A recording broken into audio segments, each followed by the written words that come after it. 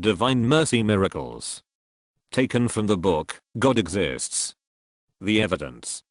Full permission has been granted to the uploader of this video to audio and use this section from Sacred Heart Publications UK. It is not possible to relay all of the miracles connected to the Divine Mercy and the promise Jesus made to mankind in regards to the image in the chaplet. To list all would fill many books by themselves. There is much less written about the miracles than has taken place. This is because they are often personal and people do not report them. For instance, a gentleman from America bought himself an alarm watch which he set to off at 3 p.m. At this time every day, whether he was working or at leisure, he would pray the chaplet. One time, he was ill and an operation was scheduled, which meant he was unable to pray the chaplet on that day. He was somewhat anxious, the operation was risky. He was being prepared just before the hour of Divine Mercy, and silently he prayed asking Jesus to forgive him for not being able to pray the chaplet. He described that, after he had prayed, he looked up and saw Jesus as he is shown in the Divine Mercy image. Jesus smiled at him. This is one personal account out of thousands that has never been made public. In 1993, there was a miracle that is not well known. The events surrounding it are undeniable, and because of its nature it is surprising that it never made international front page news headlines. It should have done. It never left the tight-knit Christian circle, when in truth, it is God, and so every human being has a right to be told. Stanley Villavicencio was born in Base, Negros Oriental in the Philippines. He was raised a Roman Catholic and had a great devotion to the Sacred Heart, divine love, of Jesus Christ. It is a devotion that started when he was in grade school at the Sacred Heart Academy in Base, Negro Oriental. He married a nurse, Melissa Ganchanco Villa, and moved to Cebu in Mambaling. Close to his house was a chapel dedicated to the Sacred Heart of Jesus. This had a great bearing on his decision to buy the house. Unfortunately, after moving, it was discovered that the chapel was portable, erected only during the fiesta celebration and dismantled afterwards. In 1983, Stanley became chapel president. A neighbor donated some land close by in order for a permanent chapel to be built for the Christian community. Stanley was basically an ordinary man. In 1993, he was an employee of AVSECOM, the Aviation Security Command. He also became a member of the Perpetual Dawn Rosary Association in Cebu. In the Cebu Roman Catholic community, there is a tradition that whenever a special family occasion occurs in a household, the head of the family receives into the home a large statue of the Virgin Mary. March 2, 1993 is a birthday of one of Stanley's children, therefore, that morning, he was to receive the statue. However, when the statue arrived just before 8 o'clock in the morning, Stanley was not up and so his mother-in-law received it. Being concerned, she entered Stanley's bedroom. Stanley, the night before he retired, was perfectly healthy. But this particular morning his mother-in-law found him convulsing. Blood was spurting from his mouth with incredible force. She felt his pulse which was too weak to detect. When she forced open his eyes, they were white. An ambulance was called, and Stanley was taken to Changhua Hospital in Cebu. He was rushed to the emergency room. There, still bleeding profusely from his mouth, and convulsing, he was injected with the maximum dose of Valium, to try to stop the convulsions and slow down the huge quantity of blood pouring from his mouth. The doctors ran all sorts of tests. They could not locate the source of the bleeding, nor any kind of illness. They took a blood test with view of giving him a blood transfusion, but his blood count was normal, which medically was impossible. It meant that his body was not short of blood, despite the fact he had lost so much blood. Stanley slipped into a coma. His heartbeat became slower, his skin color turned gray, and then he stopped breathing. He was rushed to the intensive care unit, where a specialist inserted an ambu bag, the end tracheal tube being placed through his nose, going down to his stomach. This was the only form of life support that the hospital had available. An IV drip was placed into a vein in his hand, running dextrose fluid into his system. However, very quickly, Stanley's organs shut down. He was declared brain dead. His family at first did not believe this, mainly because Stanley had shown no previous signs of being ill and the doctors were unable to determine what was wrong. However, by the second day, the family prepared for Stanley's funeral. His coffin was arranged, a burial plot, and a burial gown. By the third day, Stanley's blood had congealed in the bottom of his legs and feet and rigor mortis begun to set in. Early in the morning on the third day, Stanley's wife brought the burial gown to the hospital to prepare her husband.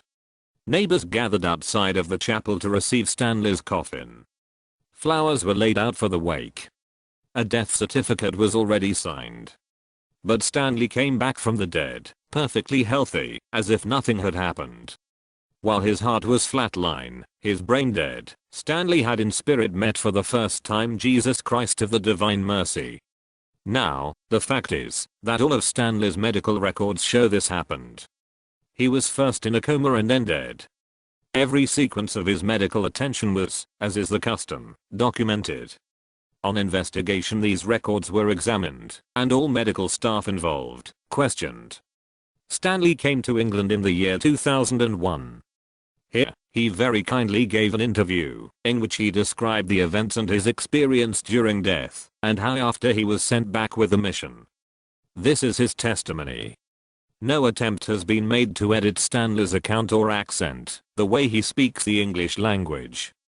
Before I will give my testimony, I just want to inform you that, after what happened to me, I was just going round giving my testimony in my own dialect. You see, the Philippines is composed of more than 700 islands and almost every island has different dialect. The Philippines is divided into three major parts: Luzon, Mindanao and Visayas. I belong to Visayas, because I'm living in Cebu. So I was giving my testimony in Visayas only, until one time Father Seraphim Micalanco, the spiritual director of the Divine Mercy Nationwide, invited me to give a talk in Manila. At first, I'm happy, because I can go to Manila, but then a day before I was so worried, because I do not know how to speak the dialect, because in Manila the dialect is Galo, and I do not know how to speak the Galo. I was worried, and so I asked the Lord, what shall I do? Then the following day, early in the morning, Jesus appeared to me, to my dream, and said, do not worry. Just do your best, and I shall do the rest. So I went to Manila, and when I'm holding the microphone to give my testimony, I'm thinking my testimony in my own local dialect, and it came out in the Galo. So they understand me. And now comes Father Seraphim, the head of the Divine Mercy International based in Stockbridge, Massachusetts, USA. He invited me to give a series of talks in the United States, Canada and Mexico, and the problem is, I do not know how to speak the English. So again I was worried, and because in Cebu, the owner of the university is a Divine Mercy devotee, so he instructed the English department to translate my testimony from our local dialect to English, and after several months they finished the translation. They give it to me, and it is as thick as this. And they said to me, Stanley, you memorize that. And I said no. I cannot memorize it anymore. Then they said, okay, you just read it, and I said, I cannot read it also, because it is my testimony. If I will read it, it will be lifeless. So I went to America, leaving behind the translation, and upon reaching the States I confided to Father Seraphim everything. So Father Seraphim was so worried, because my first testimony will be at the National Shrine of the Immaculate Conception in Washington, D.C., and I will be speaking together with Mother Angelica. The audience is almost 7,000. Father Seraphim was so worried, so I told him, Father, don't worry. Anyway, I did not come to America to proclaim my mercy, I'm here to proclaim God's mercy. So when I was holding the microphone, I'm thinking of my own local dialect, but then it came out English, and after that I already know how to speak English.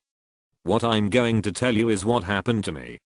About my own personal encounter with Jesus Christ of the Divine Mercy. When you hear my testimony, I hope it will increase your faith, and that you know that there really is a God, and that God is a living God. What happened to me happened on March 2nd, 1993. That was a Tuesday and a birthday of one of my children. By the way, I had 10 children, but now I have 13. And by the way, I'm a member of the Perpetual Dawn Rosary. It is our practice that, whenever there is an occasion at our house, we invite the statue of the Blessed Virgin Mary, and it is also our practice that, whenever the Virgin comes into our house, it is I who has to receive the Virgin. But on that day, when the Virgin is already in our house, whatever they do to wake me up, I cannot be awakened, so it is my mother-in-law who received the Virgin. At 8 o'clock that morning, my mother-in-law said she heard me moaning and moaning. So she tried to look at me in my room, and she found me lying in bed, trembling vigorously, blood coming out of my mouth forcefully. And it was the sister of my father-in-law, who is a nurse, was present, so attended to me immediately. And as she touches my pulse, she cannot find any pulse anymore, and as she touches my chest, my heartbeat is already very slow. And when they open my eyes, both eyes are already in white, so they asked help from our neighbors, and they brought me to Chanhua Hospital. At Chanhua Hospital, we have 4 specialist doctors, and the doctor said that my chance of survival is 1 in a million because my heartbeat is already slow. As I enter the emergency room, I cannot breathe anymore, even with the help of oxygen, so they transferred me to ICU or the intensive care unit, so my breathing can be aided, or forcing oxygen inside. At the ICU my trembling did not stop, and the blood was still coming out from my mouth, so the doctor injected me with Valium to control everything. Because Negros Island and Cebu are just very near, so that day my relatives arrive. Among them is my father, who is a doctor, and my sister, who is also a doctor, and the cousin of my wife were already present. By the way, my wife is also a nurse. The following day, the doctors called up my wife and asked her permission to take me off of all the life support apparatus. So my wife called up our house and asked that my long sleeve shirt for my burial be prepared. And my mother-in-law says she has a memorial plan, and that her memorial plan is transferable. So she had it transferred to my name. Meaning, I will be the one using her coffin. And it also happened we had a reservation at the Queen City Garden Cemetery in Cebu, because when my father-in-law died in 1987, we bought 3 lots, so they process all the papers, so they can bring me to the Queen City Garden. Meaning, everything is already ready. I have the long shirt to wear for my burial, I have already a coffin to sleep in, I have already a cemetery to live in. But God had a different plan, because my wife did not agree to remove the life support apparatus attached to my body. In fact, my relatives, they take in turns to watch over me. But it is only my body present at Chanhua Hospital, because I saw a light, a very big bright light, but not glaring. You can stare at it. It is like a fountain.